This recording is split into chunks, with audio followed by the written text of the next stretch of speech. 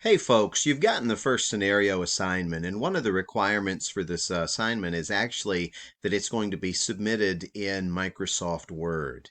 Now, some of you may not have Microsoft Word, or some of you might not be sure exactly what it is. So I wanted to show you this little trick, and as we look at this video, you'll notice this is actually just Montgomery College email through MyMC, and you notice there are these 9 dots that are up here in the corner. If you click on that, believe it or not, the college actually provides you a lot of Microsoft Office tools right here 100% for free. So if you don't have access to Microsoft Word, if you click those 9 dots like I just did, and then click Word right there, you will notice that this is actually going to pop up as Microsoft Word.